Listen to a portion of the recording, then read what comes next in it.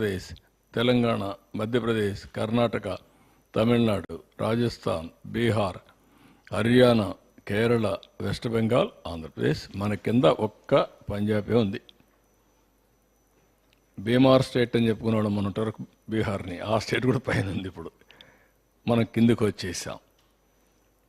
అంటే ఇప్పుడు ఇక్కడ చూస్తే డెట్ సస్టైనబుల్ 0. అప్పు తీసుకొని రీపే చేసే శక్తి లేదు. అందుకే ఎవరన్నా డబ్బులు ఇవ్వాలని ఇచ్చే పరిస్థితులు లేరు మనకు. అందుకే ఎఫ్ఆర్బిఎం కూడా లేదు. అంటే ఇంత దారుణంగా చేసి మళ్ళా ఫర్దర్గా ఇది 2022-23 అయితే మళ్ళీ అప్పులు చేసేసారు. అందుకే ఎంఆర్ఓ ఆఫీసులు కూడా తాకట్టు పెట్టారు. ఎంఆర్ఓ ఆఫీసులు లేదంటే గవర్నమెంట్వి లిక్కర్ తాకట్టు పెట్టడం, ఎక్కడ దొరికితే అక్కడ తాకట్లు పెట్టి ఇష్టానుసారంగా చేసేసారు. ఇది క్లియర్గా నేను చెప్పింది కాదు. ఇది నీతి ఆయోగ్ చేసిన ఎక్సర్సైజ్, ఒక రాష్ట్రాని కోసం చేసిన పని కాదు. దేశ ఆర్థిక పరిస్థితిని అధ్యయనం చేసి రాబోయే రోజుల్లో దీన్ని ఏ విధంగా ముందుకు తీసుకుపోవాలో ఒక సజెస్టివ్గా అడ్వైజరీ బాడీ అయినటువంటి నీతి ఆయోగ్ తయారు చేసిన రిపోర్ట్ ఇది. నెక్స్ట్ ఇక్కడ మీరు చూస్తే 18 రాష్ట్రాల్లో 17 రాష్ట్రం మంది బాటం అన్నింటికంటే కిందన ఉన్నాం. ఫిస్కల్ డెఫిసిట్స్ చాలా ఎక్కువగా ఉన్నాయి. డెవలప్మెంట్ ఎక్స్పెండిచర్ 10% కూడా క్యాపిటల్ ఎక్స్పెండిచర్లో పెట్టలేదు. ఇది సినారియో. దెన్ నెక్స్ట్ ఇక్కడ మీరు చూసినప్పుడు 18-19 క్యాపిటల్ ఎక్స్పెండిచర్ బాగా తగ్గిపోయింది. Social services and economic services సెక్టర్లో 84.3%, 60.1% రెస్పెక్టివ్లీ అనే క్యూములేటివ్ బేసిస్లో ఉండాలి. 18లో ఉంది. అలాంటిది ఇక్కడికి వస్తే పూర్తిగా 18 84.3% తగ్గిపోయింది. ఇది సోషల్ సర్వీసెస్లో. ఎకనామిక్ సర్వీసెస్లో 60.1% తగ్గిపోయింది. ఇక్కడికి వచ్చినప్పుడు ఇన్ ఫిగర్స్లో చూస్తే సోషల్ సర్వీసెస్ 2369 కోట్లు, ఇది 360 కోట్లు. ఎకనామిక్ సర్వీసెస్ 16,691, 6,684, మొత్తం 19,061 పెడితే 7,044. ఇది కూడా ఆ రోజు బడ్జెట్. 14-19 లో బడ్జెట్. 19-24 ఎక్కువ బారోయింగ్స్, ఆదాయం పెరగడం, బడ్జెట్ ఫిగర్స్ పెరగడం అన్నీ వస్తుంది. దాంట్లో కూడా పెట్టారు. ఇక డెవలప్మెంట్ ఎక్స్పెండిచర్ అంటే social and economic services. Economic సర్వీస్లో agriculture, irrigation, industries, energy, transport, rural development ఇవన్నీ వస్తాయి. సోషల్ సర్వీస్లో social security, social security, welfare, education, health care ఇవన్నీ వస్తాయి. అంటే అందులో కూడా క్యాపిటల్ ఎక్స్పెండిచర్ పెడతాం. హెల్త్లో హాస్పిటల్స్ కడతాం, ఎడ్యుకేషన్లో స్కూల్ బిల్డింగ్స్ కడతాం, వెల్ఫేర్లో వచ్చే కొందికి సోషల్ వెల్ఫేర్ హాస్టల్స్ కడతాం. ఇలాంటి వేరియస్ దాంట్లో కూడా ఎక్స్పెండిచర్ పెట్టలేదు. నేను ఎంతో పని గిరిజనులు పెట్టాను, ఎస్సీలకు పెట్టాను అని మాట్లాడే ప్రభుత్వం ఏ మాత్రం కూడా ₹1 కూడా పెట్టకుండా వచ్చిన డబ్బుల్ని ఏం చేశారో దిక్కు తెలియకుండా ఖర్చు పెట్టి మొత్తం విధ్వంసం చేసే పరిస్థితికి వచ్చారు. ఆ విషయం నేను పదే చెప్పాను. ఇప్పుడు అదే విషయమే నీతి ఆయోగ్ కూడా కన్ఫర్మ్ చేశారు. నెక్స్ట్ ఇక్కడ మీరు చూస్తే share of capital expenditure to total expenditure and borrowings. ఇది మనం చూసినప్పుడు మొత్తం budget estimates under capital expenditure చూస్తే 3.5%. capex was 3.5% of the total expenditure. ఇక్కడ బారోయింగ్స్ 67,985 కోట్లు చేస్తే పెట్టింది 7,244 కోట్లు. 7,244 కోట్లు. ఇక్కడికి వచ్చే కొందికి టోటల్ ఎక్స్పెండిచర్ 2,25,843 కోట్లు పెడితే 7,244. మీరు గుర్తుపెట్టుకోవాల్సింది, అప్పు తెచ్చినప్పుడు దాంట్లో కనీసం కొంత డబ్బులైనా సరే 50% తిరిగి క్యాపిటల్ ఎక్స్పెండిచర్ పెట్టుంటే ఆదాయం పెరుగుతుంది. అప్పు తెచ్చి వడ్డీ కట్టి అప్పు తెచ్చి ఇష్టానుసారంగా జలసాలు చేస్తే ఏ విధంగా ఆదాయం పెరుగుతుంది?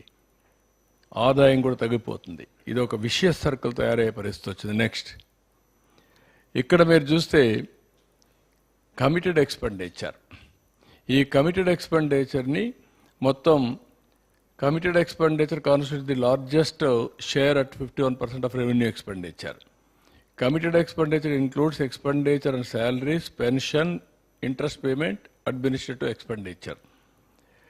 ఇందులో committed expenditure increased at an average annual rate of 11.6% in last 5 years. బాగా పెరిగిపోయే పరిస్థితికి వచ్చింది.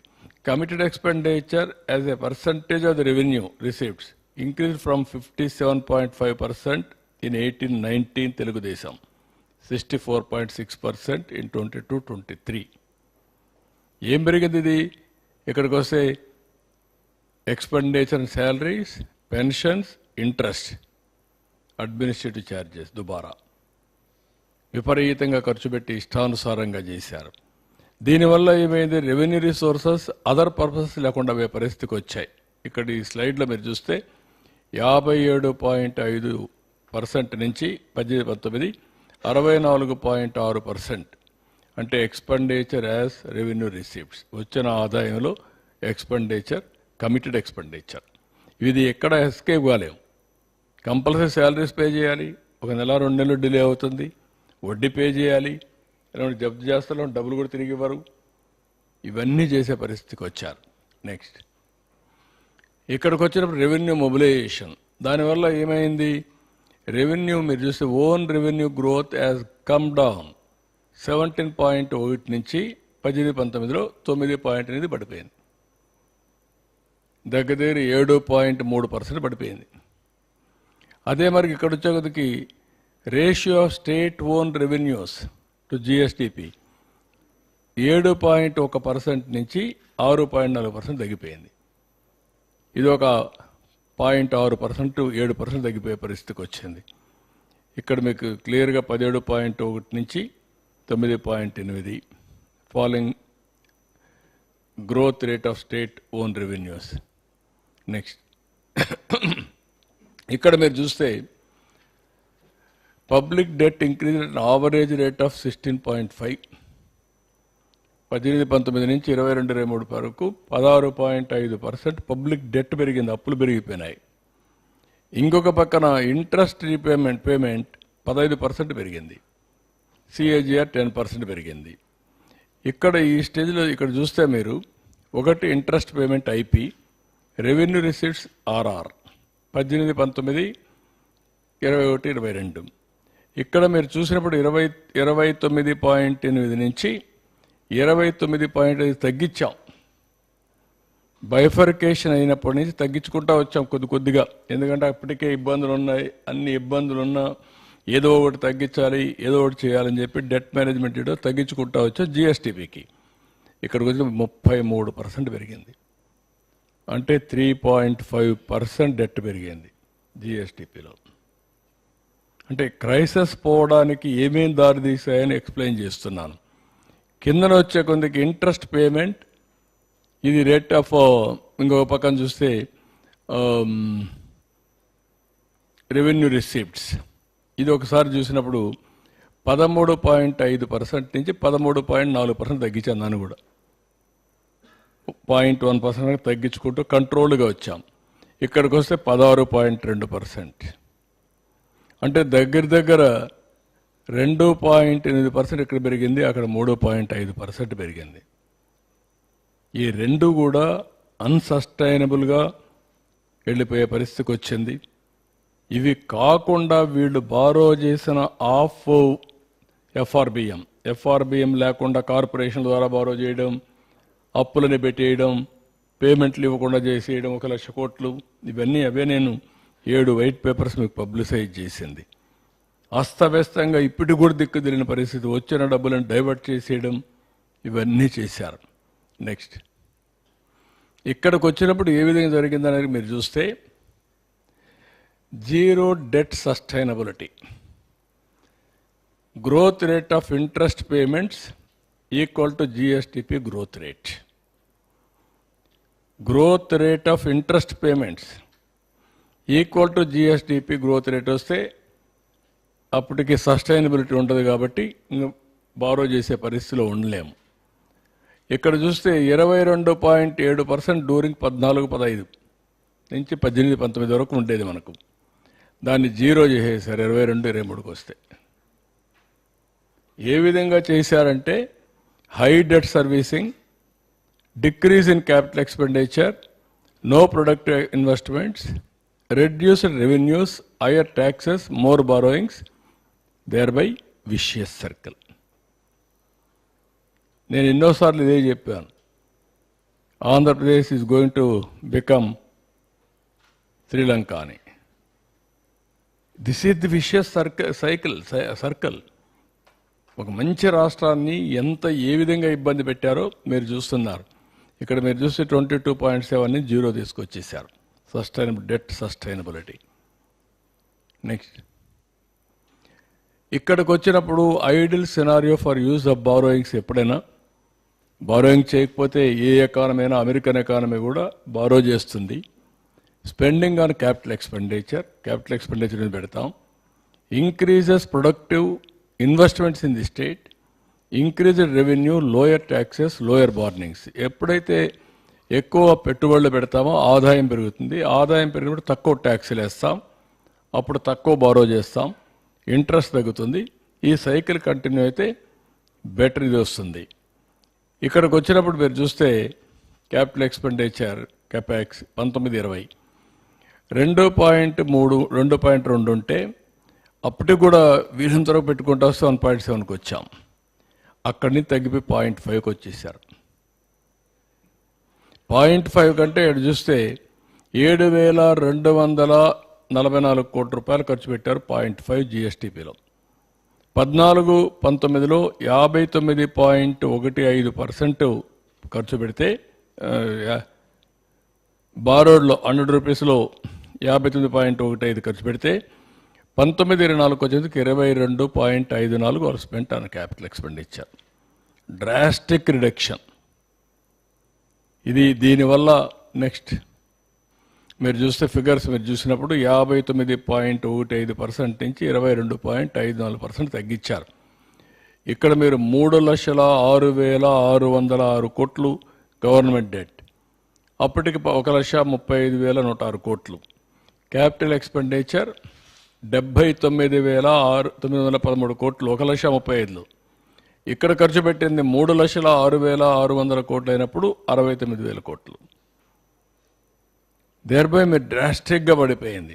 డ్రాస్టిక్గా పడిపోయినప్పుడు సైకిల్లో డెట్ ట్రాప్లో పడిపోయే పరిస్థితికి వచ్చాం. నెక్స్ట్, ఇక్కడ మీరు చూస్తే వాటర్ రిసోర్సెస్ 47,835 కోట్లు ఖర్చు పెడితే వీళ్ళు 20,752 కోట్లు ఖర్చు పెట్టారు. ట్రాన్స్పోర్ట్, రోడ్స్, బిల్డింగ్స్ 8,865 కోట్లు ఖర్చు పెడితే 1,357. మీకు అందుకే గుంతలు పడిపోయినాయి రోడ్లన్నీ. మెయింటైన్ చేయకపోతే గుంతలు పడిపోతే ఏమవుతాయి?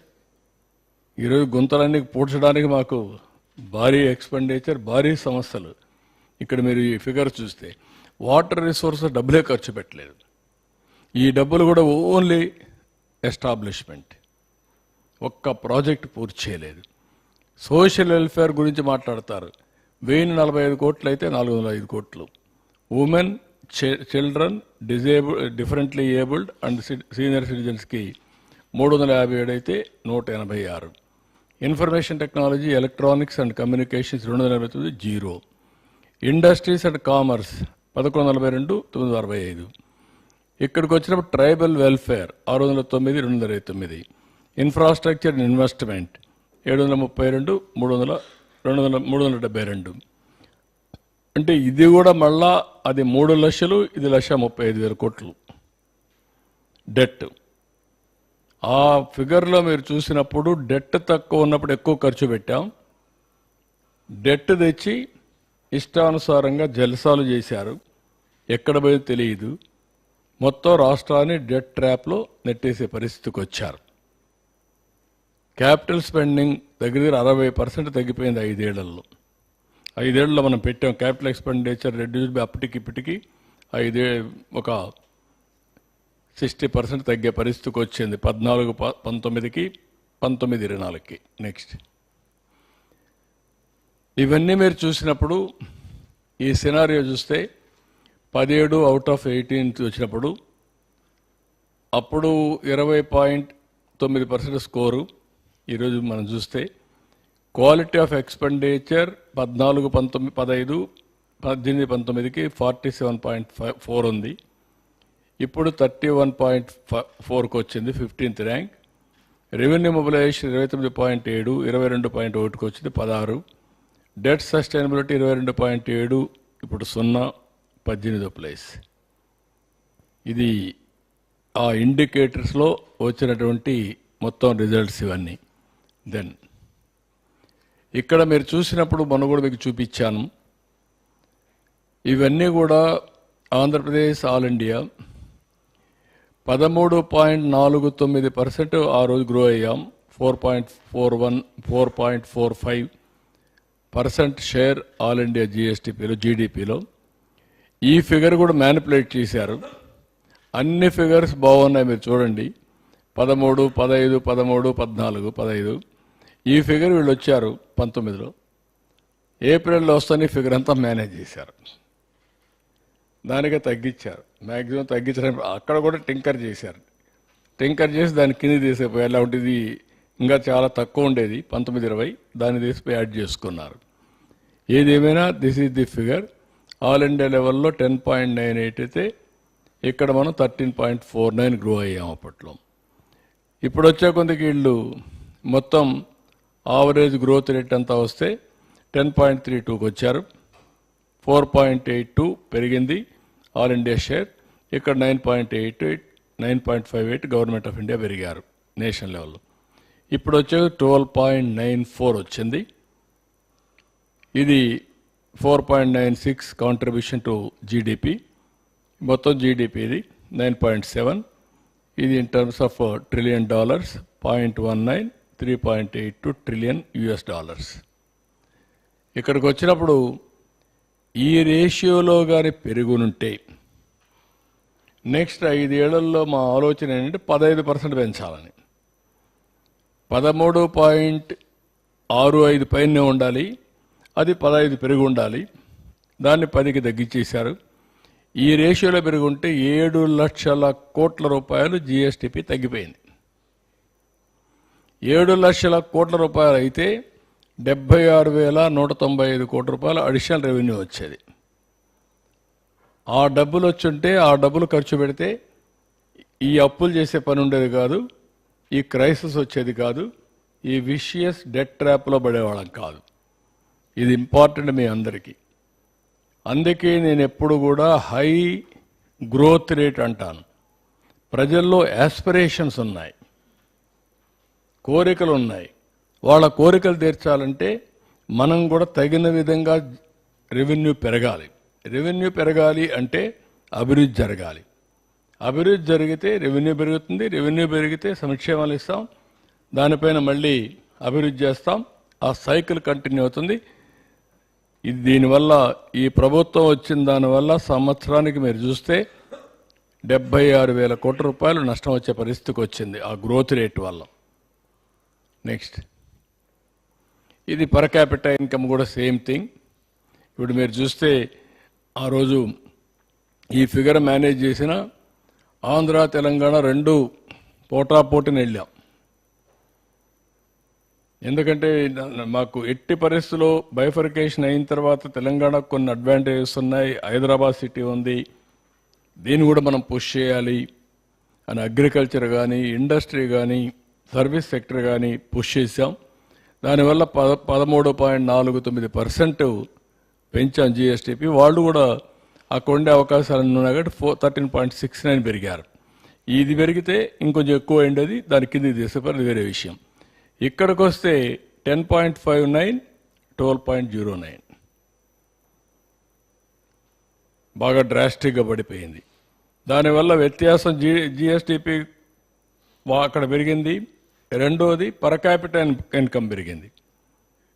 రెండు కూడా మళ్ళీ ఇప్పుడు మీరు చూసినప్పుడు నెక్స్ట్ ఇక్కడ GSDP of AP in 18-19 was higher than that of Telangana by 17,000 crores. However, by 23-24 వచ్చే కొందికి బాగా 62,000 కోట్లకి తగ్గిపోయే పరిస్థితికి వచ్చింది. 17,000 కోట్లు అయ్యరుండి 62,000 కోట్లు తగ్గే కొందికి పర్ క్యాపిటల్ ఇన్కమ్ డ్రాస్టిక్గా తగ్గిపోయే పరిస్థితికి వచ్చింది. Next page. ఇక్కడ మీరు చూసినట్టు పర్ క్యాపిటల్ ఇన్కంలో 1,93,903 విభజన అప్పుడు 1,24,104. ఇక్కడికి వచ్చినప్పుడు 1,54,031, 2,09,848. ఈరోజు మీరు చూస్తే 2,42,479, ఇది 3,56,564. అంటే మీరు ఇండికేషన్ ఏంటి, 55,817 రూపాయల డిఫరెన్స్ని డబుల్ అయిపోయింది. ఇప్పుడు 1,14,085 అయింది 23-24. అంటే ఏ విధంగా వ్యత్యాసం పెరిగిపోయింది అనడానికి ఇది ఒక ఉదాహరణ. ఏ విధంగా వెనకబడిపోతున్నాం అనేదానికి ఒక ఉదాహరణ. స్పెండింగ్ కెపాసిటీ తగ్గింది, అప్పులు పెరిగాయి, మొత్తం ప్రజల ఆదాయం పెరిగింది, పర్చేసింగ్ కెపాసిటీ తగ్గిపోయే పరిస్థితికి వచ్చింది. వేరియస్ విషయ సర్కిల్లో రాష్ట్రం దెబ్బతినే పరిస్థితికి వచ్చింది. నెక్స్ట్, ఇది సదర్న్ స్టేట్స్ ఒక కంపారిజన్ చూపించాం, మీకు మొన్న కూడా చెప్పాను, ఇది పెద్దగా అవసరం ఉండదు. నెక్స్ట్, ఇక్కడికి వచ్చినప్పుడు రివైవల్ కింద రాష్ట్రాన్ని మళ్ళీ ఫిస్కల్ హెల్త్ ఇండెక్స్ ఇంప్రూవ్ చేయడానికి ఏమేం చేయాలని ఆలోచిస్తున్నాం. దీని మీద ఎన్హాన్సింగ్ క్యాపిటల్ ఎక్స్పెండిచర్ పెంచడం, కమిటెడ్ స్పెండింగ్ చేయడం, దీని మీద రెవెన్యూ సోర్స్ అన్ని కూడా ఏ విధంగా చేయాలనో diversifying revenue sources for a greater resilience తీసుకురావడం, ఎన్ఫోర్ స్ట్రిక్ట్ ఫిస్కల్ డిసిప్లిన్ తీసుకురావడం, ఇవన్నీ కూడా శ్రద్ధ పెట్టాం. We're working in that. ఇక్కడికి వచ్చినప్పుడు డిఫికల్ట్ టైమ్స్లో మేము వచ్చిన తర్వాత మీరు చూస్తే 7 వైట్ పేపర్స్ అని పబ్లిసైజ్ చేశాం. అదే మాదిరిగా కరెక్షన్స్ కోసం నవంబర్లో 24లో బడ్జెట్ని చాలా రోజులు హోంవర్క్ చేసి చాలా కష్టపడి దాన్ని ట్రాక్లో పెడుతూ ఆ ఎక్సర్సైజ్ చేసాం.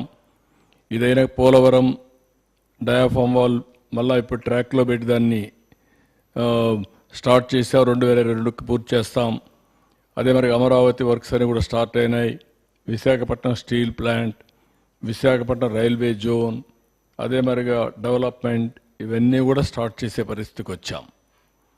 నెక్స్ట్, ఇది లాస్ట్ టైం కూడా చెప్పాను, ఎందుకు మేము ఇది పదే పదే చెప్పుతున్నాను అనేదానికి ఇది మళ్ళా ఒక జస్టిఫికేషన్. మీకు 7.50 అయితే మొత్తం కలిసి 2047కి ఆంధ్రప్రదేశ్ 75 లక్షలే ఉంటుంది జిఎస్టిపి. అంటే $0.62 ట్రిలియన్ ఎకానమీ అవుతుంది. పర్ క్యాపిటల్ ఇన్కమ్ 13,18,795 అవుతుంది. అదే మరి ఇక్కడికి వచ్చే 10% అయితే $130 ట్రిలియన్ అవుతుంది, లక్షల కోట్లు అవుతుంది. అదే జిఎస్టిపి ఒక $1.03 ట్రిలియన్ దీన్ని తీసేస్తే ఇక్కడికి వస్తే 21,26,000 పర్ క్యాపిటల్ అవుతుంది. 12.5 అయితే 214 లక్షల జిఎస్టిపి అవుతుంది. ఇక్కడికి వస్తే 35,85,000 పర్ క్యాపిటల్ ఇన్కమ్ వస్తుంది. 15% అయితే 347 లక్షల కోట్లు జిఎస్టిపి వస్తుంది. 58 లక్షల రూపాయలు పర్ క్యాపిటల్ వస్తుంది. This is where you have to think. ఇక్కడ డబల్ అయితే 4.4 టైమ్స్ జిఎస్టిపి పెరుగుతుంది, పర్ క్యాపిటల్ పెరుగుతుంది. దీనికి కావాల్సినటువంటి దీని మీద ఆదాయం పెరుగుతుంది, అప్పులు తగ్గుతాయి. ఇంకొక పక్కన సంక్షేమ కార్యక్రమాలు, ఎంపవర్మెంట్కి డబ్బులు వస్తాయి. ఇది పెరగకపోతే ఇక్కడే ఉంటే ఇక్కడే ఉంటాం. వీళ్ళు చేసినటువంటి అప్పులు చేసిన దానికి వడ్డీ కూడా కట్టలేం. ఆంధ్రప్రదేశ్ రాష్ట్రానికి ఎట్టి పరిస్థితుల్లో 15+ గ్రోత్ ఉంటే తప్ప మనం సర్వైవ్ అయ్యే పరిస్థితి, ప్రజలకు యాస్పిరేషన్స్ కూడా ఫుల్ఫిల్ చేసే పరిస్థితిలో ఉండం. అదే తెలుగుదేశం ప్రభుత్వం, ఎన్డీఏ ప్రభుత్వం దాన్ని గ్యారప్ చేస్తున్నాం. అందుకే 12.94 గ్రో అయ్యాం. నెక్స్ట్ ఇయర్ నుంచి 15% పైన గ్రో కావాలి. అదే మా ఫైనాన్స్ మినిస్టర్కి, ఫైనాన్స్ సెక్రటరీకి వీళ్ళకి కూడా చెప్తున్నా. దానికి ప్రణాళికలు తయారు చేసుకుంటున్నాం. We're working on that. Next ఇక్కడ మేము చెప్పిన సూపర్ 6లో ఎన్టీఆర్ భరోసా ఎక్కడా ఇవ్వని విధంగా 3,000 నుంచి 4,000 చేశాం. 2,800 కోట్లు నెలకిస్తున్నాం. 33,000 కోట్ల రూపాయలు సంవత్సరానికి పేదవాళ్లకు 64 లక్షల కుటుంబాలకు డబ్బులు ఇచ్చే పరిస్థితికి వచ్చాం. 100% సాటిస్ఫాక్షన్ చూస్తున్నాం. డెలివరీ మెకానిజం చూస్తున్నాం. ఎక్కడా ఇబ్బంది లేకుండా చేస్తున్నాం. దీపం 2 ఇది కూడా రిలీజ్ చేశాం. దీనికి కూడా రియల్ టైంలో వాళ్ళకి డబ్బులు ఇస్తూ 3 సిలిండర్లు ఉచితంగా ఇస్తున్నాం. 895 కోట్ల డబ్బులు కూడా ఇప్పటికే రిలీజ్ చేశాం. ఇంకొక పక్కన అన్నా క్యాంటీన్ రివైవ్ చేశాం. ₹5 204 అర్బన్ సెంటర్స్లో పెట్టాం. రూరల్ సెంటర్స్ కూడా ఇప్పుడు తీసుకుంటున్నాం. Every constituency mega DSC by June position చేస్తాం. New policies, free sand policy, liquor policy, clean energy policy, industries, food processing, MSME ఇవన్నీ తీసుకొచ్చాం.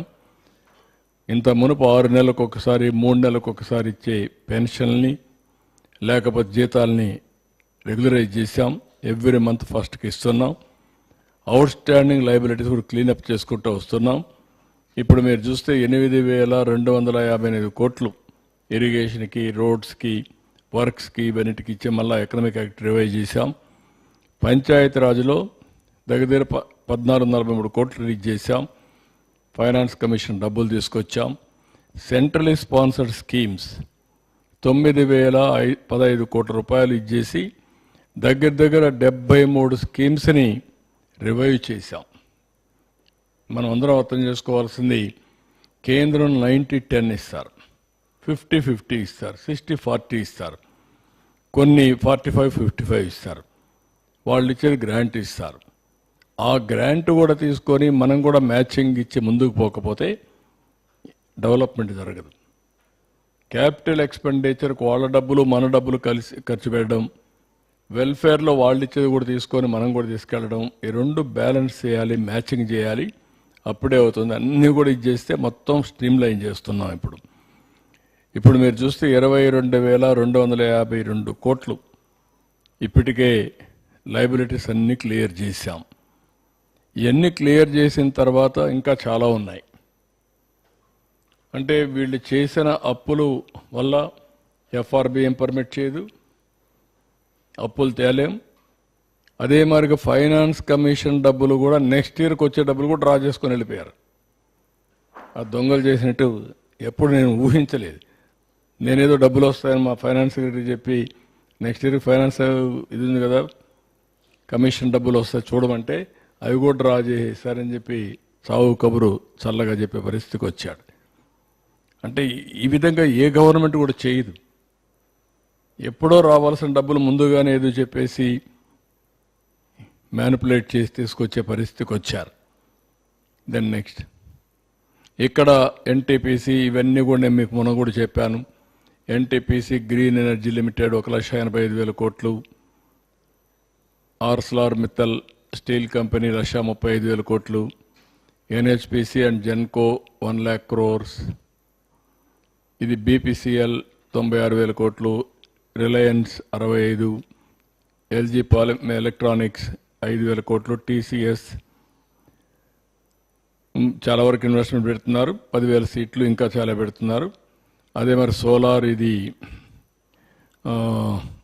ఎస్ఏఈఎల్ సోలార్ వీళ్ళు 1,708 కోట్లు, ఇంకొక ప్రాజెక్ట్ వచ్చి 1,708 కోట్లు, టాటా పవర్ వచ్చి 2,000 కోట్లు, నెక్స్ట్ గ్రీన్కో 16,500, అస్తా green energy ventures 8,240, Ecoren 4,435, Ecoren 3,100, Hero Future 2,000, clean renewal energy 2,000, Tata power renewal energy 2,000, action టెస్సా ఇవన్నీ కలిపితే 6,368 కోట్లు 6.5 lakh crores as on today ఒక అవగాహనకు వచ్చాం. ఇంకా దీనివల్ల 4,10,000 ఉద్యోగాలు వస్తాయి.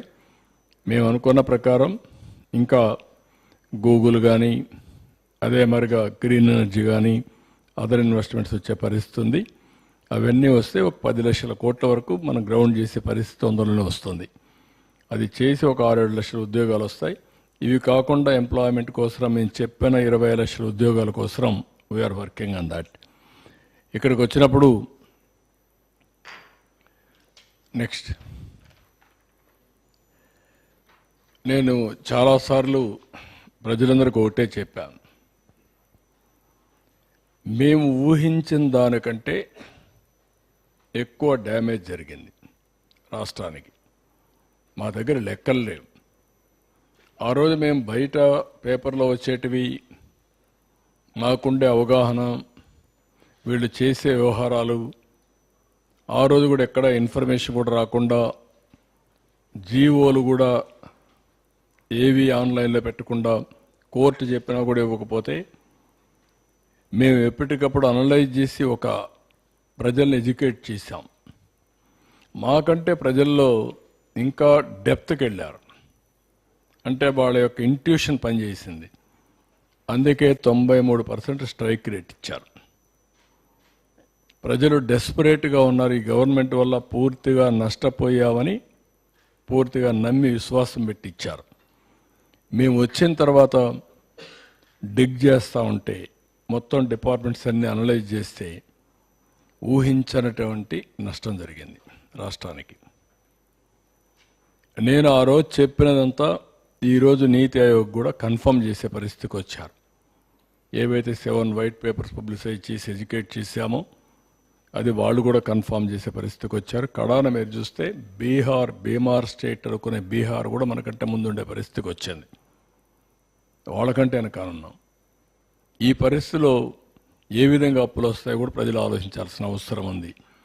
కానీ అస్తవ్యస్తమైన వ్యవస్థలన్నీ కూడా ఒక్కొక్కటే గట్టెక్కిచ్చాం, ఘాట్లో పెట్టాం. అయితే వెంటిలేటర్ పైనుండే రాష్ట్రాన్ని వెంటిలేటర్ తీసాం, కానీ ఇంకా పరిగెత్తించే పరిస్థితి రాలా. అన్ని వ్యవస్థలు కూడా చిన్న భిన్నం అయిపోయినాయి. ఒక్కొక్కటే పెట్టుకుంటూ వస్తున్నాం. నేను ముందు కూడా చెప్పాను, అభివృద్ధి చేయాలి. అభివృద్ధి చేస్తే సంపద సృష్టించబడుతుంది. సంపద సృష్టిస్తే ఆదాయం పెరుగుతుంది. ఆదాయం పెరిగితే ఆ డబ్బుల్ని మళ్ళీ సంక్షేమానికి అభివృద్ధికి ఖర్చు పెట్టే పరిస్థితి వస్తుంది. ఎప్పుడైతే ఎక్కువ గ్రోత్ రేట్ మనం సాధించగలిగితే రెవెన్యూ కూడా ఎక్కువ వస్తుంది. ఎంత రెవెన్యూ ఎక్కువ వస్తే దానివల్ల మన దగ్గర డబ్బులు కొంతవరకు ఆదాయం పెరుగుతుంది. ఆ ఆదాయాన్ని మళ్ళీ సంక్షేమానికి ఖర్చు పెడతాం. అప్పులు తగ్గించుకునే అవకాశం వస్తుంది. ఇంకొక పక్కన వడ్డీ కూడా తగ్గే పరిస్థితి వస్తుంది. ఈరోజు మీరు చూస్తే అప్పు ఇవ్వని పరిస్థితి వచ్చింది. ఇష్టానుసారంగా వడ్డీ లెఫ్ట్ అండ్ రైట్ పెంచేశారు. ఎప్పుడు కూడా ఒక వ్యక్తి దివాలా తీస్తున్నాడంటే రిస్క్ ఫ్యాక్టర్ ఉంటుంది. ఆ రిస్క్ ఫ్యాక్టరీతో వడ్డీ కూడా పెంచేస్తారు. అందుకే 4 రూపాయలు వడ్డీ అంటారు, 5 రూపాయలు వడ్డీ అంటారు. అమారిగా వీళ్ళు కూడా అమారి చేసే పరిస్థితికి వచ్చారు. ఇప్పుడంతా కూడా డెట్ రీషెడ్యూలింగ్కి వెళ్తున్నారు. రీషెడ్యూలింగ్ మనం మొత్తం మళ్ళా కట్టేసి రీపే చేసి ఆ ఇంట్రెస్ట్ తగ్గించుకొని మళ్ళీ ఏ విధంగా చేయాలనో క్లీనప్ చేయాలనుకుంటున్నాం. మారిటోరియం కూడా అడుగుతున్నాం. డెట్ స్వాపింగ్ అనలేం కానీ రీషెడ్యూలింగ్ అయ్యేది. నీకు స్వాపింగ్ ఎక్కడే సార్ డెట్ వాళ్ళు. కాబట్టి మెథడాలజీ ఏమైనా గవర్నమెంట్ ఆఫ్ ఇండియాతో మాట్లాడి అన్ని బ్యాంక్స్తో మాట్లాడి అవన్నీ చేస్తున్నాం. ఇవన్నీ చేసి దీన్ని రాబోయే రోజుల్లో నేను చెప్పిన ఫిలాసఫీ ప్రకారం మోర్ మనీ ఉంటే మోర్ క్యాపిటల్ ఎక్స్పెండిచర్ పెడతాం, మోర్ గ్రోత్ రేట్ వస్తుంది, మోర్ రెవెన్యూ వస్తుంది, సస్టైనబిలిటీ వస్తుంది. ఆ సస్టైనబిలిటీ వస్తేనే ప్రజలకు ఎంపవర్మెంట్ జరుగుతుంది. మేము చెప్పిన సూపర్ 6 ఇస్తాం, ఇంకా బెటర్గా ఇస్తాం, P4 తీసుకొస్తాం. ఇలాంటివన్నీ చేసి మళ్ళీ డెవలప్మెంట్, వెల్ఫేర్ రెండు కూడా బ్యాలెన్స్ చేసుకుంటూ పర్ క్యాపిటల్ ఇన్కమ్ పెంచితే బెటర్ లివింగ్ స్టాండర్డ్స్ వస్తాయి. ఆదాయం పెరగాలి, సంవత్సరం తలసరి ఆదాయం పెరగాలి, తలసరి ఖర్చు తగ్గాలి. మీరు చూస్తే ఇప్పుడు నేను చూపలే కానీ ఒక స్లైడ్లో తలసరి ఆదాయం తగ్గింది, తలసరి అప్పు పెరిగింది. పర్ క్యాపిటల్ ఇన్కమ్ తగ్గిపోయి పర్ క్యాపిటల్ డెట్ పెరిగిందంటే అది వీళ్ళేసినటువంటి భారం. దీనికోసమే నేను ప్రజలందరినీ కోరుతున్నా. కొంతమందికి కొన్ని ఆలోచనలు ఉన్నాయి, ఏంటి ఇంకా అయిపోలేదని. నేను ఎన్నోసార్లు చెప్పాను, 3 సార్లు ముఖ్యమంత్రిగా చూశాను, కానీ 3 సార్లు లేని ఇబ్బంది ఈసారి చూస్తున్నాను. విశ్వ ప్రయత్నాలు చేస్తున్నాను, అన్ని విధాల ఎంత పుష్ చేయాలంత పుష్ చేస్తున్నాం. కానీ ఇప్పటికి కూడా ఇంకా పూర్తిగా కంట్రోల్లోకి తెచ్చే పరిస్థితి రాలేదు. తీసుకొచ్చి దీన్ని మళ్ళీ ఘాట్లో పెట్టి ఏదైతే ప్రజలందరికీ ఒకటే, కొంచెం లేట్ అవుతుంది, ఎందుకంటే మనకు ఆ ఫ్లెక్సిబిలిటీ లేదు. గవర్నమెంట్ ఆఫ్ ఇండియా కూడా ఆదుకోబడ్డారు కాబట్టి కొంతవరకు మనం వెసులుబాటు వచ్చింది. వాళ్ళు కూడా ఆదుకోకపోతే అమరావతి స్టార్ట్ అయ్యేది కాదు, పోలవరం స్టార్ట్ అయ్యేది కాదు, విశాఖపట్నం స్టీల్ ప్లాంట్ వచ్చేది రివైవ్ అయ్యేది కాదు. లేకపోతే కొంతవరకు వాళ్ళు ఇచ్చినటువంటి డబ్బులన్నీ తీసుకొచ్చి ఈ అప్పులన్నీ ఇవన్నీ కూడా మళ్ళా స్కీమ్స్ అన్నీ రివైవ్ చేసి మనం ముందుకు పోతున్నాం. ఈ 4 సంవత్సరాలు జరిగిన ఫలితాలు, ఈ సంవత్సరం ఆదాయం కూడా వచ్చే పరిస్థితి లేదు. రాష్ట్రానికి వచ్చే ఇన్కమ్ కూడా తగ్గిపోయే పరిస్థితికి వచ్చింది. దాన్ని కూడా స్ట్రీమ్ లైన్ చేస్తున్నాం. ఇవన్నీ స్ట్రీమ్ లైన్ చేస్తే సెట్ చేసి ఒకటే హామీ ఇస్తున్న ప్రజలందరికీ, ఈరోజు రివైవల్లో ఉన్నాం, తప్పకుండా చేస్తాం. చేసిన తర్వాత సంపద పెంచుతాం, పెరుగుతుంది. పెరిగిన సంపద వల్ల ఆదాయం పెరుగుతుంది. ఏది చేసినా ఈ బెనిఫిట్ అంతా ఈ రాష్ట్రానికే వస్తుంది, ఈ ప్రజలకే వస్తుంది. చెప్పిన హామీలను నిలబెట్టుకోవడమే కాకుండా ఇంకా మెరుగైన పాలన ఇస్తాం. అందుకే నేను పదే చెప్పాను, ఒక సుస్థిరమైన పాలన ఉండాలి, ఒక సమర్థవంతమైన పాలన ఉండాలి. 2019 తెలుగుదేశం పార్టీ గెలిచి 13.5-15% కానీ గ్రోత్ వచ్చుంటే మనకి ఇబ్బందులు వచ్చేటివి కాదు. ఆ రోజు నిర్ణయం రాష్ట్రానికి ఇబ్బంది కలిగించే పరిస్థితి వచ్చేది. ఏది ఏమైనా నేను ఇవన్నీ పదే ఎందుకు చెప్తున్నానంటే, రోజుకి నేను ఏదైతే ఆ రోజు చెప్పానో అవన్నీ అందరూ కన్ఫర్మ్ చేసే పరిస్థితికి వచ్చారు. నేను ఢిల్లీకి పోయినప్పుడు కూడా మీకు ఎన్నేళ్ళు పడుతుంది, మీరు రికవర్ అవుతారా, మీరు బయటపడతారా, ఏమంటే ఈ రాష్ట్రం ఏమవుతుంది అని అడిగే పరిస్థితికి వచ్చారు. కాబట్టి ఇవన్నీ కూడా మీ ద్వారా రాష్ట్ర ప్రజలందరికీ విజ్ఞప్తి చేస్తున్నా. ఇది అందరూ అర్థం చేసుకోవాల్సింది. మనం హాస్పిటల్ పోయినప్పుడు సర్ప్రైజ్గా మనం పోయేసి ఆరోగ్యాన్ని ఒకసారి మెడికల్ చెకప్ ఓవరాల్గా చేసుకుంటే, ఇలాంటివి ఏవి ఒక పేషెంట్గా ఉన్న వ్యక్తి హాస్పిటల్కి పోతే ఒకసారి మనం హాస్పిటల్కి పోతాం, ఇమ్మీడియట్గా స్టంట్ వేయాలంటారు, లేదంటే ఇమ్మీడియట్గా మేజర్ ఆపరేషన్ చేయాలంటారు. ఆ పరిస్థితికి వచ్చాం మనం ఇక్కడ. That is where we're. దీన్ని రివైవ్ చేస్తాం, స్ట్రీమ్ లైన్ చేస్తాం. సార్, ఇక్కడ డెప్ట్ గురించి మాట్లాడినప్పుడు ఇందాక మీరు చెప్పిన దాంట్లో 3 lakhs సంథింగ్ ఉంది సార్. నేను ఫిగర్స్ కరెక్ట్గా రాసుకోలేదు. అవి కేవలం గవర్నమెంట్ బారోవింగ్స్ అయినా, గవర్నమెంట్ కార్పొరేషన్స్ ఉన్నాయి కదా, అవి క్యాలిక్యులేట్ చేయలేదా? ఎట్లా అది ఆ కంక్లూజన్ ఎట్లా వచ్చింది చెప్పగలరా? అవి కూడా ఉన్నాయి. ఇది వీళ్ళు లెక్కేసింది గవర్నమెంట్ బారోయింగ్స్ అవన్నీ ఇచ్చారు, నీతి ఆయోగ్ చేసింది.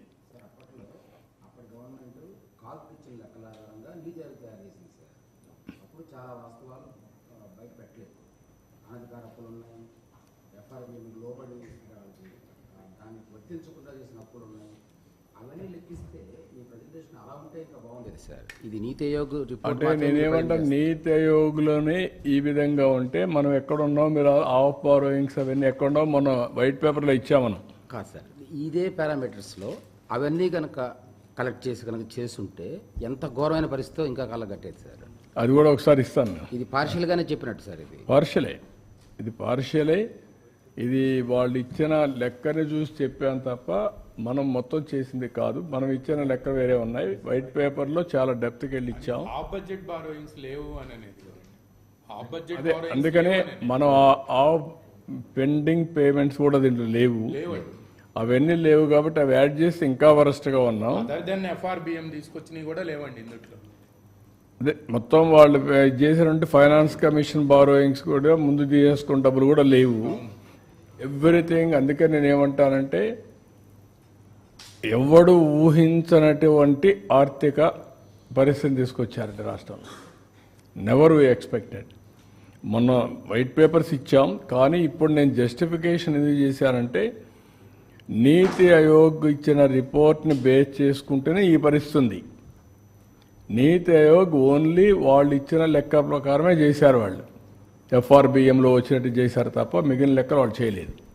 అది చేసి ఆఫ్ బారోయింగ్ కానీ లేకపోతే ఏదైతే అప్పులు ఇప్పుడు ఉన్నటువంటి అవుట్ స్టాండింగ్ బిల్స్ కానీ ఇవన్నీ చూస్తే ఎక్కడికి వెళ్ళిపోతాయి.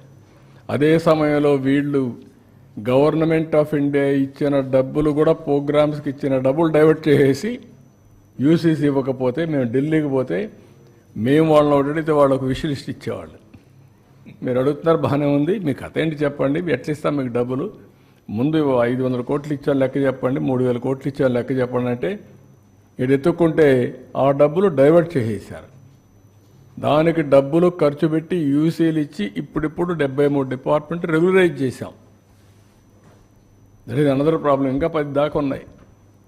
మా దగ్గర డబ్బులు లేవు, ఇంకా ఏదో అవస్థపడుతున్నాం దానికి. ఎన్ని ఉన్నాయి? ఇంకా 10 ఉన్నాయా?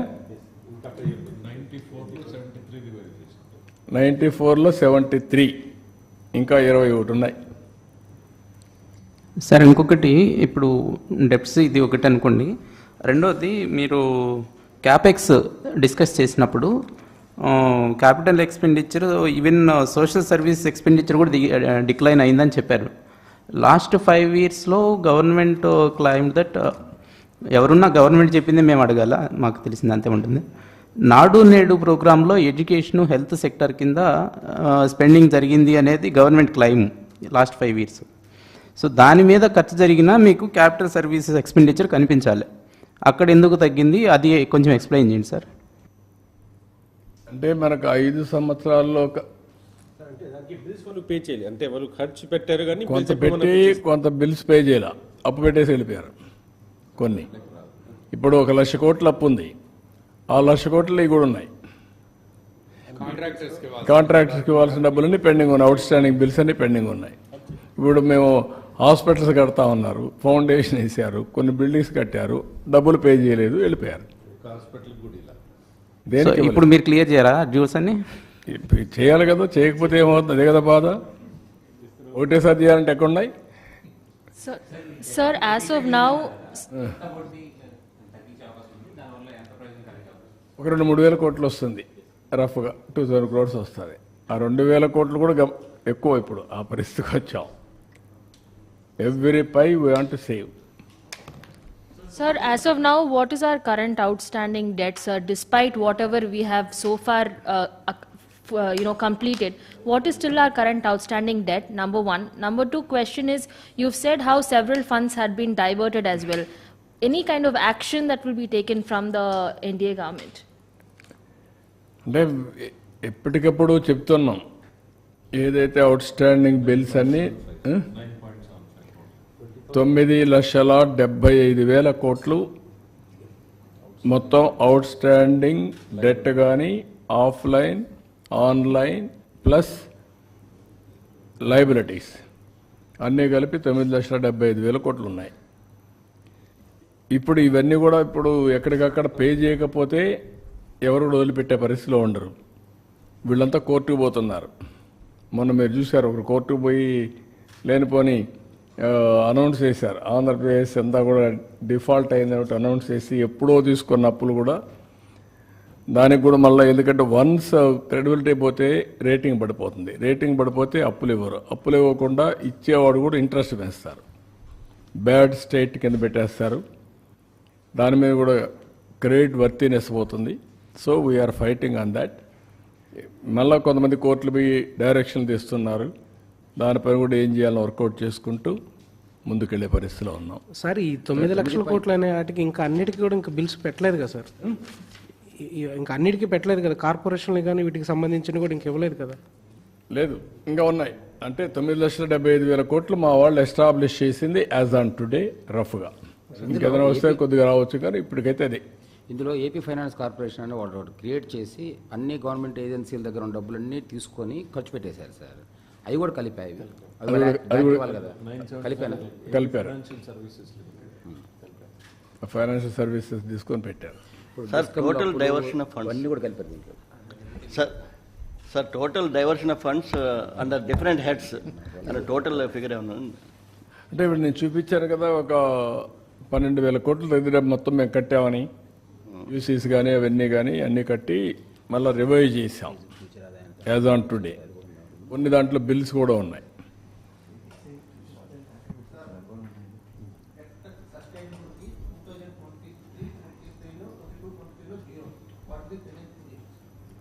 ప్రజెంట్ కూడా జీరోనే. ఇంకా దాన్ని రివైవ్ చేయాలి ఇప్పుడు. అందుకనే ఫ్లెక్సిబిలిటీ లేకుండా చేశారని చెప్పాను కదా సార్. ఏ పారామీటర్ అంటే దానికి ఏమేమి పారామీటర్స్ చూస్తున్నారు జీరో అనే కంక్లూజన్కి రావడానికి? నేను చెప్పా కదా, ఒక లాస్ట్ స్లైడ్కి వెళ్ళు. అక్కడ ఎంత అయితే మనం ఇంట్రెస్ట్ పేమెంట్ చేస్తామో రెవెన్యూ ఈక్వల్ అయితే చూపించే. బ్యాక్ వెళ్ళు. Back back back interest payment increases more then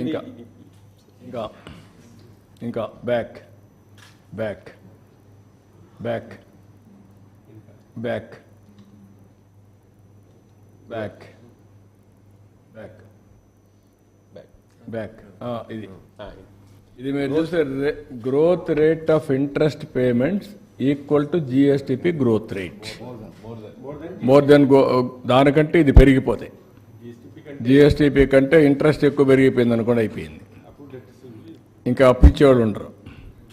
అంటే జిఎస్టిపి వల్ల మీకు సపోజ్ ఈసారి జిఎస్టిపి పెరిగింది 12%, 12.94. దాంట్లో జిఎస్డిపి 12.94 అంటే ఎంత వస్తుంది? మొత్తం 16 లక్షల్లో మనకు 14,40,40,000 నుంచి 16 లక్షలు వచ్చింది sir. So increases by 12.9.94%. Interest rate sir is increasing more than 12.94%. అదే మెయిన్ గా భారం ఎక్కువ పెరుగుతుంది. అంటే ఈ సంవత్సరం మన బ్యాక్ పెరిగితే దాన్ని డెట్ సిస్టమ్ ఇంకా బ్యాక్ ఎక్కడ ఉందో ఇది ఇక్కడ చూపిస్తాం అనుకున్నా. గ్రోత్ రేట్ మన ఇప్పుడు ఇయర్ గ్రోత్ రేట్కి వెళ్ళండి, అప్పుడు ఒక ఐడియా వస్తుంది. ఇయర్ గ్రోత్ రేట్ అంటే దాంట్లో మళ్ళా రేట్ ఆఫ్ ఇంట్రెస్ట్ లేదు, ఇంట్రెస్ట్ పేమెంట్స్ లేవు.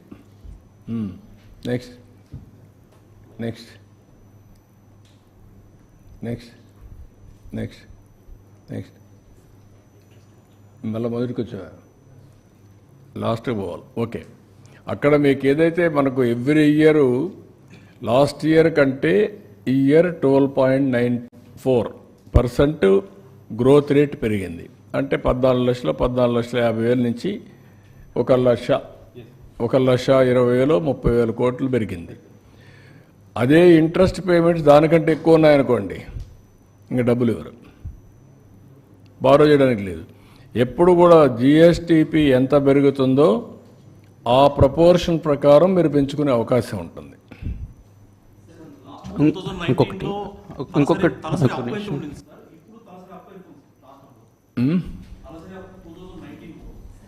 ఒక స్లైడ్ ఉంది, ఆ స్లైడ్ ఉందా? He is asking about per capital డెప్ట్ ఉంది, అది కూడా ఉంది. ఒక స్లైడ్ ఉంది, కానీ ఇక్కడ ఉందో లేదో తెలియదు నాకు, మా వాళ్ళు చేశారు. ఇంకా ఎన్ని నేను పెట్టుకోవాలి, మీతో పెట్టుకోవాలా, ప్రజలకు పెట్టుకోవాలా, ఇంటలెక్చువల్ పెట్టుకోవాలా, ఎప్పటికప్పుడు ఎడ్యుకేట్ చేయాలా. తలసరి అప్పు ఉంది, తలసరి ఆదాయం కూడా ఉంది. సార్ ఇంకొకటి జిహెచ్డిపి గ్రోత్ రేట్ సార్, ఇక్కడ సాంబశివరావు జిహెచ్డిపి గ్రోత్ రేట్ చూసినప్పుడు 19-20-21 ఫైనాన్షియల్ ఇయర్స్లో 5% కనిపించింది ఇప్పుడు స్లైడ్లో. ఆ తర్వాత సమ్వేర్ 15 కనిపించింది 2 years. అంటే ఆ తర్వాత మళ్ళీ డౌన్ అయింది. అవుట్ ఆఫ్ 5 years 2 years నుంచి చాలా వరకు కోవిడ్ ప్రాబ్లమ్స్ అనేది క్లెయిమ్ చేసింది, అన్ని గవర్నమెంట్లు క్లెయిమ్ చేసినప్పుడు దాని ఇంపాక్ట్ ఉన్నప్పటికీ 13% అది someone can you show that slide sir?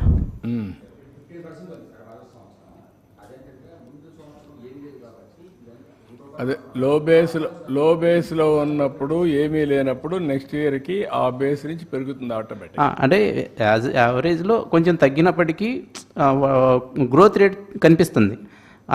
Growth rate ఉన్నా కానీ ఎందుకు ఫైనాన్షియల్ హెల్త్ ఇలా డిటరియేట్ అయ్యింది అనేది. అంటే మీరు వచ్చింది ఏంటంటే నీకు ఆదాయం 100 రూపాయలు వస్తుంది, ఒకసారి ఏదో నువ్వు యాక్సిడెంట్ నీ జాబ్ కూడా పోలేదు, కట్ చేశారు, నువ్వు 1000 రూపాయలు అప్పు చేసావు, ఏమవుతుంది? కట్టాలి కదా వడ్డీ, ఎవరు కడతారు? అదే జరిగింది ఇక్కడ. నీకు ఇబ్బంది వచ్చింది, నువ్వు ఖర్చులు తగ్గించుకోవాలి, తప్పదు. కానీ ఎక్కడో ఎవరన్నా దానం అన్న చేయాలి. రెండు చేయకపోతే ఎక్కడి నుంచి వస్తాయి డబ్బులు? ఇష్టానుసారం ఖర్చు పెట్టి ఇష్టానుసారంగా దుర్వినియోగం చేసి రాష్ట్రాన్ని అధోగతి పాలు చేశారు. అందుకే మీరు చూపించింది నేను ఏ విధంగా ఎక్స్పెండిచర్ గ్రాడ్యువల్గా క్యాపిటల్ ఎక్స్పెండిచర్ తగ్గింది, ఆదాయం తగ్గిపోయింది, ఖర్చులు మాత్రం పెరిగాయి, అప్పులు పెరిగాయి, డెట్ సస్టైనబిలిటీ జీరోకి వచ్చేసాం. జలసాలు చేసేటప్పుడు ఊర్లో కొంతమంది తిరుగుతూ ఉంటారు, మోసం చేసి డబ్బులు తెస్తూ ఉంటారు. అవన్నీ వాళ్ళు తెలుసుకునే కొద్దికి లేట్ అవుతుంది, తెలుసుకుంటే డబ్బులు ఇచ్చేది మానేస్తారు. అప్పుడు ఇటు బండారం బయటపడుతుంది, ఐపీకి వెళ్తాడు.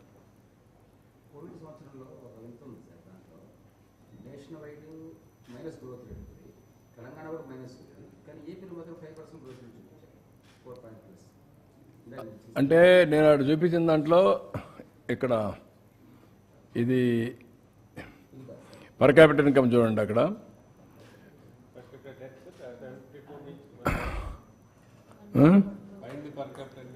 పైన పర్ క్యాపిటల్ ఇన్కమ్ మీరు చూస్తే ఇన్ ఫిగర్స్ లేదా ఫిగర్స్లో ఉంటుంది చూడండి, గ్రోత్ రేట్ ఉంది.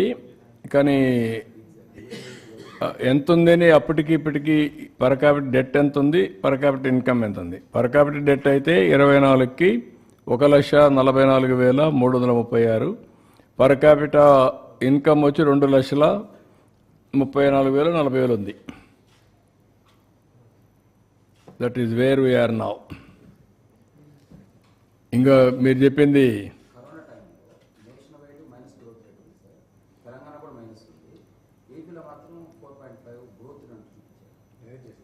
అది నేను చెప్పేది మేనేజ్ చేశాను, కిందికి వేసాను, పైన ఉండే కింద వేసాడు. 18-19లో ఉండేది కిందికి దించాడు. అందుకే నేను ఆ స్లైడ్ చూపించాను. గ్రోత్ రేట్ చూపించండి ఒకసారి. నేను చూపించిన దాంట్లో గ్రోత్ రేట్ ఉంది ఇయర్ వైజ్, తెలంగాణ, ఆంధ్ర కూడా ఉంది. వెళ్ళు ఇంకా నెక్స్ట్ నెక్స్ట్ నెక్స్ట్. ఒక్క నిమిషం. 13.07, 15.10, 13.47, 14.86. ఇక్కడికి వచ్చేది 18-19 వచ్చేకొందికి 11.14. ఇక్కడ 20-21 5.7, 19-20 5.97. ఆ 2 సంవత్సరాలు మ్యానిపులేట్ చేశారు పైది. ఎస్, అందరిది అక్కడ చేశారు. అక్కడ కూడా -1.020.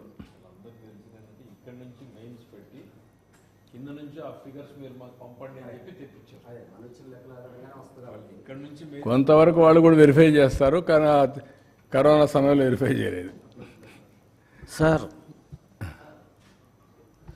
ఓవరాల్గా నీతి ఆయోగ్ రిపోర్ట్ కావచ్చు, ఇప్పుడు మీరు చెప్పిన మొత్తం చూస్తే వైజాగ్ స్టీల్ ప్లాంట్కి మనం ఏ విధంగా రివైవ్ ప్యాకేజ్ అడిగామో, ఆంధ్రప్రదేశ్ ఆర్థిక పరిస్థితిని గురించి కూడా రివైవ్ ప్యాకేజ్ అనుకోరే అవకాశం ఉందా సార్?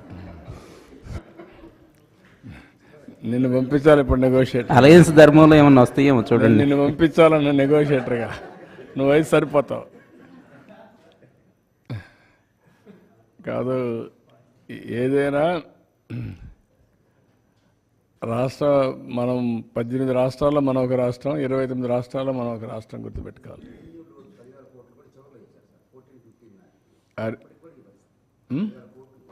అది కూడా వచ్చింది. అది వచ్చింది, రెవెన్యూ లోటు వచ్చింది, ఫైనాన్స్ కమిషన్ డబ్బులు వచ్చాయి, ఎక్కడ దొరికింది అక్కడ పూర్తి చేశారు. అదే ఆ 10,000 వచ్చింది, 15,000 లాగారు. ఎంత ఇదండి 15,000 12,000 అప్రూవ్ సార్. దీనికి రెవెన్యూ డెఫిషిట్, ఇది కాదు finance commission finance commission grant sir 2 years. 2 years the మనకు లగేసింది మొత్తం కలిపి ఆ 5 years పీరియడ్ లో సార్ 39,000 crore ఉంటాయి సార్. అదే 3 years లోనే తీసుకున్నారు. 2 years కి చివరికి మన ఈ పీరియడ్ లేకుండా ముందు ఫస్ట్ 3లో 23 తీసుకున్నారు. అది కాకుండా రెవెన్యూ డెఫిసిట్ ఫర్ 2015 సార్ ఆ ఇయర్ కి 12,000 crore ఎక్స్ట్రా తీసుకున్నారు. సో మొత్తం కలిపి అంటే వాళ్ళు ప్యాకేజ్ ఇచ్చినప్పుడు వాళ్ళు అంటే ఫైనాన్స్ కమిషన్ ఒక ప్యాకేజ్ 5 years కి ఇచ్చినప్పుడు ఇయర్ వారీగా కొంత ఇస్తారు, టేపర్ చేసి తీసుకొస్తారు. సో టేపరింగ్ లో అంటే లాస్ట్ కి మనకి హెల్త్ పారామీటర్, ఫిజికల్ ఏదో పారామీటర్ అడిగేసి మాకు ఇబ్బందులు ఉన్నాయని చెప్పి మేనేజ్ చేశారు. చెప్పే కదా ఎన్ని చేయాలో అన్ని చేశారు. సార్ 2019-24లో సుమారు 2,75,000 కోట్ల రూపాయలు వెల్ఫేర్ స్కీమ్స్కి ఖర్చు పెట్టామని చెప్పారు సార్. దాని మీద ఏమైనా ఆడిట్ ఏమైనా జరిగిందా సార్? ఎందుకంటే దాంట్లో 1,000 కోట్ల రూపాయలు అక్రమాలు జరిగినాయని చెప్పేసి. ఇప్పుడు ఇంటింటివి చేయాలన్నా కష్టం కదా, అవన్నీ ఎక్కడ పోయినాయో ఎక్కడికి వచ్చాయో ఎన్ని చేయాలి, వాళ్ళ వెరిఫికేషన్ చేయాలన్నా మనం మన పనులు చేయాలన్నా రెండు ఉన్నాయి. చూద్దాం, అది కూడా మీరు చెప్పిన ప్రాబ్లమ్స్ కూడా ఉన్నాయి. ఇప్పుడు అందుకనే కొన్ని డీబీటీ అన్నారు, ఆ డీబీటీ అకౌంట్ల నెంబర్లు కూడా సరిగా లేవు. ఇప్పుడు ఏదైతే ఎన్పిసిఐ అకౌంట్లు కూడా లేవు మా దగ్గర. మొన్న చూసాం 10% ఇక్కడ రాకపోతే ఫ్లడ్స్లో పంపిస్తే నాకు 3-4 times పట్టింది. ఇప్పుడు ఎన్పిసిఐ అకౌంట్స్ అన్నీ అప్డేట్ చేస్తున్నాం. నేషనల్ పేమెంట్ గేట్వే కింద మొత్తం వచ్చినట్టన్నీ కూడా కార్పొరేషన్ ఆఫ్ ఇండియాది మొత్తం అందరి అకౌంట్లు ఒక 10 రూపాయలు వేసి వాళ్ళ అకౌంట్లో వాళ్ళ నెంబర్లను అప్డేట్ చేస్తున్నా. సో దట్ ఎప్పుడన్నా అర్జెంటుగా పంపించడానికి. Sir, political గా ఒక question అడగొచ్చా? You have compared the state finances to be on a ventilator. Not only that, you've also said it's looking like a situation like Sri Lanka. Immediately, what are the kind of measures that the government can bring up to stabilize? మేము అప్పుడు చెప్పాం శ్రీలంకతో పోటీ పడుతున్నారని చెప్పాం. ఇప్పుడు చూస్తే నీతి ఆయోగ్ పంజాబ్ కంటే పైన ఉన్నాం, బీహార్ కంటే కింద ఉన్నాం. నేను చెప్పింది వాస్తవాన్ని ఎస్టాబ్లిష్ అయింది. Now we have to revive. నేను అని చెప్పి మొత్తం వదిలేసామనుకోండి, పబ్లిక్ కూడా హెల్ప్లెస్ అవుతారు కదా. I cannot leave at that stage. I have to fight. ఏ విధంగా చేయాలి? అందుకనే మీరు చూస్తే ఇప్పుడు వచ్చిన తర్వాత 3-4 ప్రోగ్రాంలు వెల్ఫేర్ చేశాం సూపర్ 6లో. మిగిలినట్టు కూడా చేయాలి, దానికి కూడా డేట్స్ ఇచ్చాం, అవి కూడా వర్కౌట్ చేస్తున్నాం, అవి కూడా చేస్తాం. ఏ విధంగా తీసుకెళ్లాలో తీసుకెళ్ళి మళ్ళా దీన్ని గట్టెక్కించి రాష్ట్రాన్ని గాడిలో పెడతాం. Will do it. అందుకే మమ్మల్ని నమ్మారు. 93% స్ట్రైక్ రేట్ ఇచ్చారంటే ఒక నమ్మకం, ఒక విశ్వాసం, ఒక ట్రస్ట్. ఆ ట్రస్ట్ని బ్రీచ్ చేస్తే కరెక్ట్ కాదు. వాళ్ళ మారిగా బాధ్యత రాహిత్యంగా పనిచేయలేం, అట్లని చెప్పి ఇచ్చలవిడిగా చేయలేం. నేను అందుకనే ప్రజల్ని కాన్ఫిడెన్స్ తీసుకుంటున్నాను. I want to place everything before public. Time to time ఇస్తాను, నేను అన్నీ చేస్తాను. చేసిన తర్వాత ఏది కూడా సంపద సృష్టించినా, ఆదాయాన్ని పెంచినా, ఆదాయం ఎవరికి చెందుతుంది? It is a public. What all I create wealth, it is a public property. అందుకనే ఇవన్నీ చేసి వాళ్ళకు కూడా గవర్నమెంట్లో డబ్బులు సంపద సృష్టించడమే కాదు, రైట్ టైంలో వాళ్ళకు కూడా వెసులుబాటు రావాలి. లేదు నేను సంపద సృష్టిస్తున్నాను తర్వాత ఇస్తాను, మీరు మాత్రం సఫర్ కండి అంటే సఫర్ అవ్వడానికి సిద్ధంగా లేరు. ఒక మిస్ గవర్నెన్స్, ఒక కరప్ట్ గవర్నెన్స్ చేసినప్పుడు దాన్ని కరెక్ట్ చేసి మళ్ళీ నేను ఏ విధంగా ట్రాక్లో పెట్టడమే కాకుండా వాళ్ళ ఇబ్బందులు కూడా అధిగమించే విధంగా I have to plan it. నేను మొత్తం క్యాపిటల్ ఎక్స్పెండిచర్గా పెడతా, అప్పటి వరకు మీరు వెయిట్ చేయండి, నేనేం మీకు ఇవ్వనంటే that is not fair. That nobody will. వాళ్ళు కూడా సఫర్ అయ్యేదానికి కరెక్ట్ కాదు. మాకు ఓట్లేసింది సఫర్ కావడానికి కాదు, మాకు ఓట్లేసింది రివైవ్ చేస్తామన్న నమ్మకం కోసం. అదే మరి ఆదుకుంటామని, ఆదుకునే బాధ్యత మా పైన ఉంది. డెఫినెట్గా ఎవ్రీ మినిట్ ఐఎమ్ థింకింగ్. అయితే వాస్తవాలు కూడా ప్రజలకు చెప్పకపోతే ఇంకా నేను రాలేదే, లేకుంటే చేసేయలేకపోతున్నాడు, డబ్బులున్నాయి ఎందుకు చేయలేదు, నేను చేస్తా అన్నాడు కదా, నమ్ముకున్నాం కదా అనే ఫీలింగ్కి వస్తున్నారు. అది కూడా చెప్పాలి. ఇప్పుడు గవర్నమెంట్ ఆఫ్ ఇండియా ఇచ్చారు ఒక 15,000 కోట్లు వరల్డ్ బ్యాంక్ నుంచి అమరావతికి ఇచ్చారు.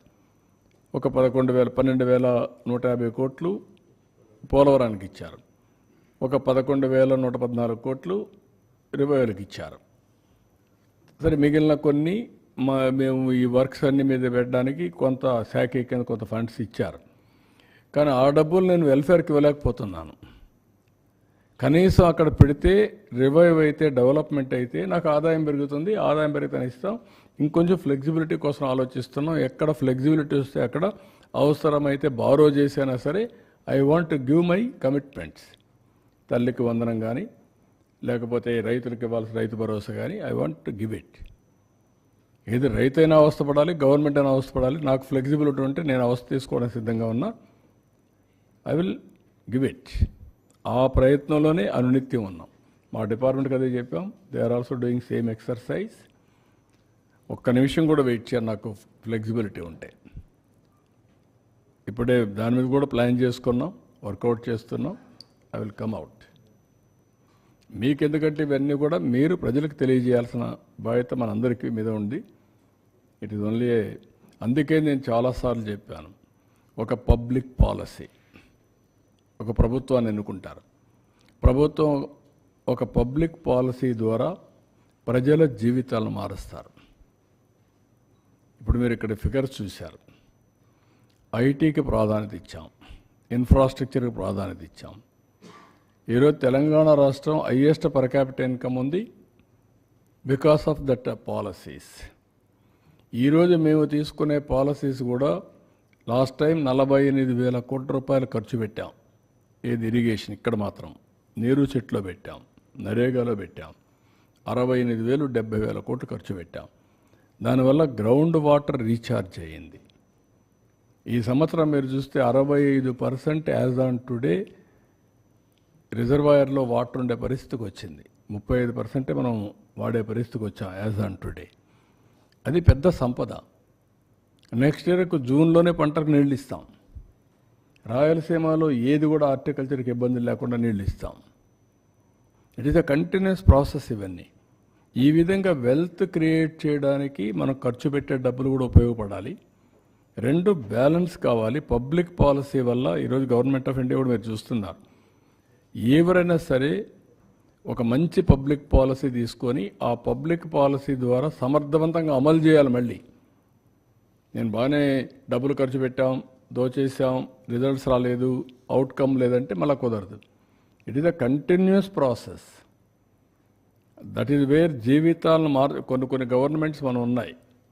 ఈరోజు చైనా ఉంది, 78లో వాళ్ళు ఎకనామిక్ రిఫార్మ్స్ తీసుకొచ్చారు. చైనాతో సమానంగా వెళ్ళిపోయారు. మీరు ఒక ఇది పెట్టుకోవాలి. 78లో చైనా ఎకనామిక్ రిఫార్మ్స్ ఇచ్చారు. అరౌండ్ 80s ఆ ప్రాంతంలో అనుకుంటాను రెండు. రష్యా పొలిటికల్ రిఫార్మ్స్ తీసుకొచ్చారు. That is also a public policy, this is also a public policy. China super power అయింది, రష్యా ఎక్కడికో వెళ్ళిపోయింది. వై? అప్పట్లో Russia is more powerful then China, equal to USA USSR. Russia versus to America. ఇప్పుడు Russia versus to China. ఏంటి ఆ difference? ఒక public policy. ఆ public policy ఏంటి? వీళ్ళది ఎకనామిక్ రిఫార్మ్స్, వాళ్ళది పొలిటికల్ రిఫార్మ్స్. కంట్రీ డివైడ్ అయిపోయింది. దిస్ ఈజ్ వేర్ ఒక వ్యక్తి వల్ల, ఒక పబ్లిక్ పాలసీ వల్ల ప్రజల జీవితాలే మారిపోతాయి, తారుమారవుతాయి. మీరు అనుకుంటారా ఏముంది 5 ఏళ్ళు కదా పోయిందని. 5 ఏళ్ళు కాదు పోయింది, 5 ఏళ్ళు విలువైన సమయం పోయింది. మళ్ళా తిరిగి కోలుకోలేని సమయం. నేను అందుకే చూపించాను అక్కడ 15% కానీ మళ్ళీ గ్రోత్ వచ్చుంటే ఎక్కడికి వెళ్ళేవాళ్ళం? ఇన్ని ఇబ్బందులు వచ్చేటివి కాదు. ఇట్ ఈస్ ఏ అందుకనే ప్రజలు ఆలోచించుకొని ఎలాంటి గవర్నమెంట్ ఉండాలి, ఏ విధంగా ఉండాలి, ప్రజల్లో కూడా అవేర్నెస్ తేవడం మా బాధ్యత. అందుకనే ఇంత మునుపు నేను డెవలప్మెంట్ చేస్తూ పరిగెత్తా. మీకు ఎప్పుడు మరి చెప్పలా. 24 గంటలు నేను పని చేసుకుంటూ 13.5% గ్రోత్ వచ్చినా నేను చెప్పలేదు కాబట్టి అందరూ అనుకున్నారు ఇది అందరూ చేస్తారులే, ఎవరు వచ్చినా ఇంకా బాగుంటుంది అనుకున్నారు. ముంచేసే కొందికి ఇప్పుడు అర్థమవుతుంది. అందుకని 93% స్ట్రైక్ రేట్ ఇచ్చారు. కానీ ఇబ్బందులు ఒకటేసారి అధిగమించలేం కదా. జరిగిన నష్టాన్ని ఇంక 10 ఏళ్ళు పడుతుందా, 15 ఏళ్ళు? వారు చెప్పిన ఇప్పుడు 9,75,000 వడ్డీ కట్టాలా, రీపేమెంట్ చేయాలా, మళ్ళీ ఆదాయాన్ని పెంచాలా, మళ్ళా వెల్ఫేర్ ఇవ్వాలి. It is a extra Hercules task. దాన్ని అధిగమించి మళ్ళీ ముందుకు పోవాల్సిన అవసరం ఉంది. బట్ వేరే మార్గం లేదు. నన్ను చాలామంది అడిగారు, చాలాసార్లు అడిగారు, మీరు సెట్ చేయగలుగుతారని అడిగారు. అనుమానం. ఎకానమిస్ట్ అడిగారు, వీలవుతుందా, మీ వల్ల అవుతుందా, ఇవన్నీ అవుతాయా అని అడిగారు. వేరే ఆప్షన్ లేదని చెప్పాను నేను. There is no option. కానీ విజ్డమ్ ఒకసారి కొన్ని పనిచేస్తాయి. ఆ విజ్డమ్లో మేము ఎన్డీఏలో పార్ట్నర్స్ కావడం, వాళ్ళు కూడా కలిసి రావడం, కనీసం ఈరోజు ఈ ప్రాజెక్ట్స్ అన్నీ మళ్ళా సెట్ చేసి లైన్లో పెట్టాం కాబట్టి కొంత హోప్, రివైవల్ స్టార్ట్ అయింది. అది కూడా లేదనుకోండి, పెనం నుంచి పొయ్యిలో పడినట్టండి అది. That is wear some times ఇవన్నీ వస్తాయి. అదే దీన్ని సిస్టమేటిక్గా చేసుంటే ఇన్ని ఇబ్బందులు వచ్చేటి కాదు. అదే నేను చెప్పాను. నేను ఏ వ్యక్తుల గురించి మాట్లాడడం లేదు. మీరు అన్నట్టు వ్యక్తులు డ్యామేజ్ చేసిన 24 గంటల వ్యక్తుల గురించి మాట్లాడుతూ ఉన్నారు, కరెక్ట్ కాదు. I'm not talking. జరిగిన డ్యామేజ్ ఏం జరిగింది అనేది ప్రజలకు అర్థం చేసుకోకపోతే కామన్ మ్యాన్ అనుకుంటాను, నాకేం సంబంధం, ఏదో బాబు గారు చేస్తారనుకున్నా ఓటేసా, చేయమనండి అని ఆలోచిస్తున్నారు. కానీ వాళ్ళ ఆలోచనలో తప్పులేదు, వాళ్ళ కష్టాలు తప్పులేదు. కానీ కొండే పరిస్థితులు ప్రతి ఒక్కరూ అవగాహన చేసుకోవాల్సిన అవసరం ఉంది. అది అవగాహన చేసుకొని ఎందుకు గుజరాత్లో 5 సార్లు ఓట్లు వేశారు బీజేపీకి, అందుకే స్టెబిలిటీ ఉంది కదా. పంజాబ్ ఓట్లు మార్చుకుంటే వేశారు, ఏమైంది పంజాబ్ ఇప్పుడు? అదే మరి పంజాబ్ మారికి వెళ్ళి కానీ గుజరాత్ కూడా వేసి ఉంటే ఒకసారికి అయిపోయేది. అది కూడా పంజాబ్ని గుజరాత్ని పంజాబ్ చేసేవాళ్ళు, రెండు బీహార్ చేసేవాళ్ళు. అంటే సార్ ఒకటి 5 సార్లు 6 సార్లు ఓట్లు వేయటమే కాదు, ఆ లీడర్ని బట్టి కూడా ఉంటుంది. వెస్ట్ బెంగాల్లో 5 సార్లు ఇచ్చారు, అక్కడ మరి వెనకబడే ఉంది. కేరళలో ఉన్నాయి, అంటే ఎగ్జాంపుల్స్ ఉన్నాయి. బట్ ఆ లీడర్ ఎలాంటి పాలసీ తీసుకుంటున్నారు అనే దాని మీద. అదేమా, దానికే నేను ఏమన్నానంటే 30 ఏళ్ళు జరిగిన డెవలప్మెంట్, ఆర్థిక సంస్కరణలు వచ్చిన తర్వాత ఆ రాష్ట్రాల్లో జరిగిన అభివృద్ధి అంతా వైట్ పేపర్స్ వచ్చాయనుకోండి, ఎవరి పీరియడ్లో పెరిగింది, ఎవరి పీరియడ్లో తగ్గింది, ఎవరు పతనం చేశారు అనేది చూపించారనుకోండి, అప్పుడు ఐడియా వస్తుంది కదా. 30 ఏళ్ళు చేయండి, ఎవ్రీ 5 years పెరిగింది, 6 సార్లు 30 ఏళ్ళు చేద్దాం. ఏ పార్టీ రూల్ చేసింది, ఏ వ్యక్తి రూల్ చేశాడు, ఎట్లా ఇదయింది, ఒక క్లారిటీ వస్తుంది. దేశం మొత్తం రావాలి. We're trustees to the people. మనం ట్రస్టీస్గా ఉండి రాష్ట్రాలని వాళ్ళ జీవితాలను ఆడుకోవడం కరెక్ట్ కాదంటాను నేను. ఇప్పుడు నేనేమంటానంటే, ఈరోజు 10 రూపాయలు ఎక్కువ ఇస్తున్నామని ఇష్టానుసారంగా మాట్లాడి అసలు జీవితాంతం పేదరికంలో సఫర్ కావాలన్నా? Is it right? శాశ్వతంగా నేను పేదరికంలో పెడతా, నీ కర్మను అనుభవించు అనే పరిస్థితి రావడం కరెక్ట్గా. సంపద సృష్టించాం, వచ్చింది నేను దోచుకుంటా, 10 రూపాయలు నీకు ఇస్తా, లేదంటే 1 రూపాయి నీకు 10 రూపాయలు నాకు. Is it right governance? Good governance is always good politics. కానీ ప్రజలను కూడా ఎడ్యుకేట్ చేయాలి. ఇంకా చాలామందిని మేము ఇంకా ఎడ్యుకేట్ చేయాలని చాలామంది ప్రజల్ని చేద్దాం. కానీ ఎప్పటికప్పుడు వాస్తవాలు చెప్పడం నా బాధ్యత. అందుకే చెప్పాను, అట్లని చెప్పి ఏం భయపడడం లేదు. Will revive, will work hard. అందుకే నేను ఇచ్చిన విజన్ కూడా నిన్న కూడా మీరు చూస్తే గవర్నర్స్ రిపబ్లిక్ డే స్పీచ్ కూడా రొటీన్గా లేదు, చూశారు మీరు. మేము అది ఇచ్చాం ఇది ఇచ్చాం చెప్పలేదు. 10 ప్రిన్సిపల్స్తో ఏ విధంగా రాష్ట్రాన్ని ట్రాన్స్ఫార్మ్ చేస్తామో, నిన్నేం జరిగింది, ఈరోజు ఏం జరుగుతుంది, రేపేం జరుగుతుంది, ఆ విషయాలే ప్రజలకు చెప్పాం. That is where we are educating, we are taking to the logical conclusion. Thank you.